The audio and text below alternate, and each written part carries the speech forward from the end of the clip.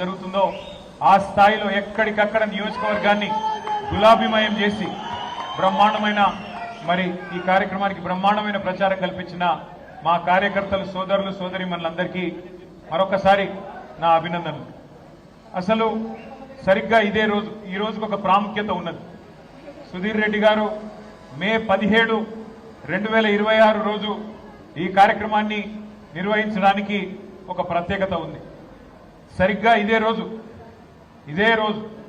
25 సంవత్సరాల కిందట కేసీఆర్ గారు పార్టీ పెట్టిన తర్వాత ఏప్రిల్ 27, 2001 నాడు మన నాయకుడు కేసీఆర్ గారి ఆధ్వర్యంలో మొట్టమొదటి బహిరంగ సభ జరిగిన రోజు, సింహగర్జన జరిగిన రోజు మే 17, 2001.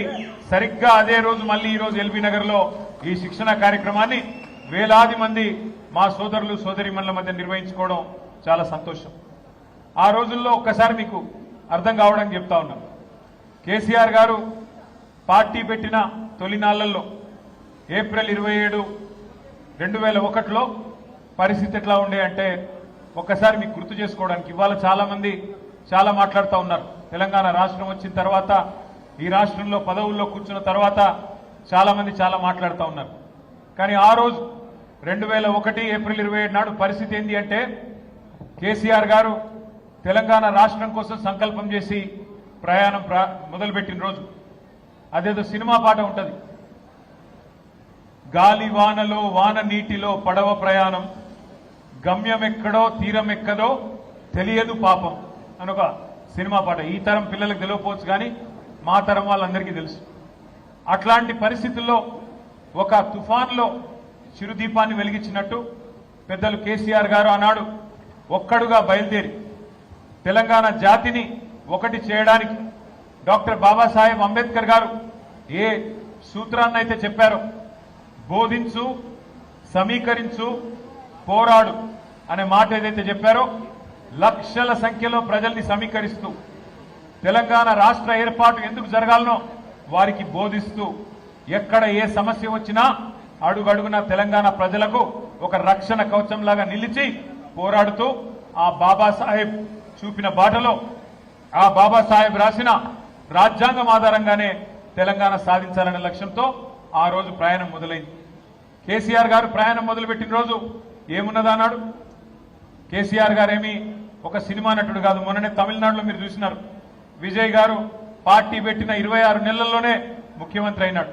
ఎందుకంటే ఆయన సినిమా యాక్టరు, సినిమా గ్లామర్ ఉంటుంది, ఫ్యాన్ క్లబ్స్ ఉంటాయి.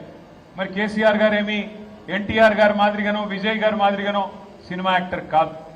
పోనీ మనకు సపోర్ట్ చేసే మీడియా ఉన్నదా అంటే ఎవ్వరూ లేరు. ఉన్న కొద్ది మీడియా మనకు వ్యతిరేకం. అట్లాగే మనీ పవర్ లేదు, మీడియా పవర్ లేదు, మజిల్ పవర్ లేదు, కులబలం లేదు, ధనబలం లేదు, ఏదీ లేదు. కేవలం ఉన్నదల్లా ఒకటే ఒక్కటి, సంకల్ప బలంతో తెలంగాణ ప్రజల్ని ఖచ్చితంగా ఒక రాజకీయ శక్తిగా నేను మలుస్తాను, తప్పకుండా అందరినీ ఒకటి చేస్తాను అనే ఒక మొండి ధైర్యంతో ఆ రోజు కేసీఆర్ గారు బయలుదేరినారు. బయలుదేరి ఒక్కొక్క అడుగు వేస్తూ పెద్దలు ప్రొఫెసర్ జయశంకర్ గారు మాటల్లో చెప్పాలి అంటే భావజాల వ్యాప్తి చేస్తూ ఏ రకంగా తెలంగాణ సాధించాలి, ఏ రకంగా మనందరం ఒకటిగా నడవాలి అని 14 ఏళ్ల పాటు నిరంతరం కష్టపడి ఉప ఎన్నికలు, వివిధ ఆందోళనలు ఇవన్నీ చేసి చివరికి చావు నోట్లో తలబెట్టి కేసీఆర్ సచ్చుడో తెలంగాణ వచ్చుడో ఏదో ఒకటి తేలాలని చెప్పి 2009 నవంబర్ 29 నాడు నిరాహార దీక్ష కూర్చున్న విషయం కూడా మీకు తెలుసు. ఇప్పటిదాకా దేశపతి శ్రీనివాస్ గారు చాలా విషయాలు చెప్పింటారని చెప్పి నేను అనుకుంటా ఉన్నాను. నేను వాటి జోలికి పోను. కానీ ఇక తర్వాత తెలంగాణ వచ్చింది, కేసీఆర్ గారి పోరాటం, విద్యార్థుల బలిదానం, తెలంగాణలోని సకల జనులు కదిలిన పద్ధతి, ఇదే ఎల్బీ నగర్ చౌరస్తాలో సోదరుడు శ్రీకాంతాచారి గారు ఆనాడు చేసుకున్న ఆత్మ బలిదానం, ఇవన్నిటి ఫలితంగా అల్టిమేట్ గా తెలంగాణ రాష్ట్రం వచ్చింది మీకు తెలుసు. తెలంగాణ రాష్ట్రం వచ్చిన తర్వాత దాదాపు 10 ఏళ్ల పాటు మన ప్రభుత్వం ఆనాడు బ్రహ్మాండంగా పెద్దలు కేసీఆర్ గారి నాయకత్వంలో నడిచింది. కానీ గత 2.5 సంవత్సరాలుగా ఏ రకమైన పరిస్థితి ఈ రాష్ట్రంలో కాంగ్రెస్ ప్రభుత్వం వచ్చిన తర్వాత నాకంటే బాగా మీకే తెలుసు. అవన్నీ పక్కన పెడితే 2.5 ఏళ్లది గత వారం రోజులుగా ఏం జరిగిందో ఒక్కసారి మీరు ఆలోచించాలని చెప్పి నేను కోరుతా ఉన్నా. ఒక ఆడ కూతురికి అన్యాయం జరిగితే, ఒక మైనర్ బాలికకి అన్యాయం జరిగితే ఈ రాష్ట్రంలో ఉన్న ప్రభుత్వం మీద దున్నపోతు మీద వానబడ్డట్టు కూడా కాలే. ఒక మైనర్ అమ్మాయికి అన్యాయం జరిగితే ఎవరు ముందుకు రాలే. ఇటు కాంగ్రెస్ నోరు మూసుకున్నది, అటు చేసిన వాళ్ళు, తప్పు చేసిన వాళ్ళు బీజేపీ వాళ్ళు కాబట్టి వాళ్ళు కూడా నోరు మూసుకుని ఉన్నారు. కొట్లాడింది ఎవరు? కొట్లాడింది ఎవరు? నిలబడ్డది ఎవరు?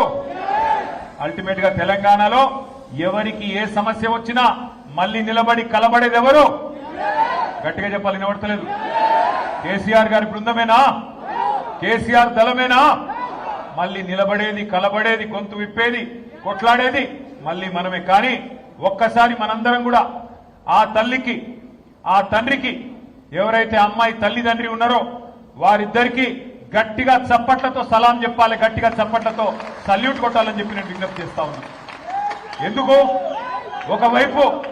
ఒకవైపు కేంద్ర హోంశాఖ మంత్రి, మరొక వైపు రాష్ట్ర ముఖ్యమంత్రి, ఇద్దరు పవర్ఫుల్ పోస్టుల్లో ఉన్న ఆ తల్లి, ఆ తండ్రి అదరలేదు, బెదరలేదు.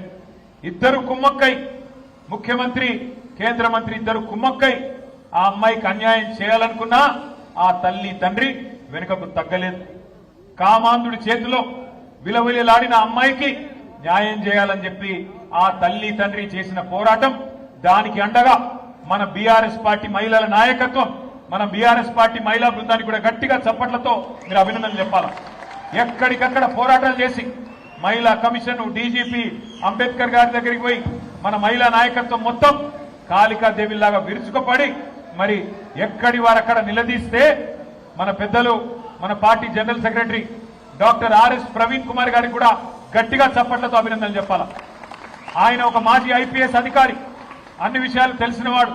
అందుకే గట్టిగా పోరాటం చేస్తే ఆ అమ్మాయి తరపున మన బీఆర్ఎస్ శ్రేణులు కానీ, మహిళా నాయకులు కానీ, విద్యార్థి సంఘాలు కానీ, సోషల్ మీడియా వారియర్స్ కానీ ఈ పోరాటంతో చివరికి నిన్న మరి ఆయన లొంగిపోయిండో, అరెస్ట్ అయిండో ఆ డ్రామా నడుస్తున్నది. కానీ మొత్తానికి ఇవాళ ఆ అమ్మాయికి కొంత న్యాయం జరిగే పరిస్థితి వచ్చింది.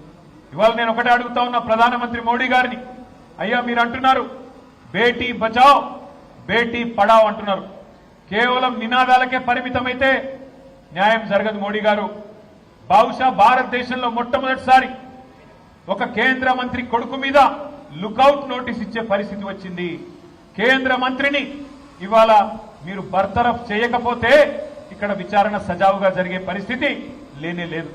ఎందుకంటే ఆ తప్పు చేసిన వ్యక్తిని దాచిపెట్టింది ఎవరు? 9 రోజులు ఎవరు దాచిపెట్టిండ్రు? ఆ కేంద్ర మంత్రి గారే కదా. ఇవాళ ఒక్కసారి దయచేసి ఆలోచన చేయండి. నిజంగా కూడా ఇలాంటి వ్యక్తులు పదవుల్లో కొనసాగుతూ ఉండడం అది తెలంగాణకే కాదు భారతదేశానికి కూడా అవమానకరం.